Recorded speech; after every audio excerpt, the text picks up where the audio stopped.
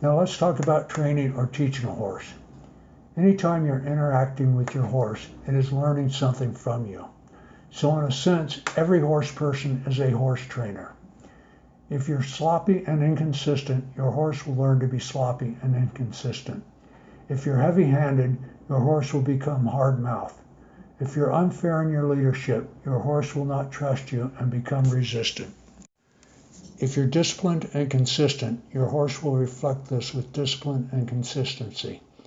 If you use light pressure and release, your horse will be soft and subtle. If you're a fair leader, then your horse will build trust in you and be far less resistant to learning new yields and following you when the world gets ugly. If you're new to horsemanship, it is better that you ride a well-trained horse to start with. You can't teach a horse field timing and balance unless you already have field timing and balance. A horse that has had many riders on it and is still responsive is the best teacher of these qualities. Learning field time and balance, like any athletic endeavor, takes time and practice. You need to build good habits from a horse that won't react dangerously to an unsafe move.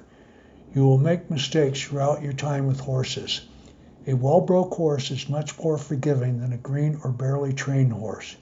It already has good habits ingrained in it, and a bad move on the rider's part will not be the beginning of a bad habit. One of the greatest barriers to teaching is the student can't see the end goal of the lesson. Think about when you were in school and you or another student said, "Why do we need to study algebra? I'll never need to calculate the speed of a train." Now think of all the times as an adult you wish you could remember some of that algebra on your road trip. The same is true of your horse. If it could talk, it would be saying, "Why do I need to know how to side pass? I don't need to approach things like that."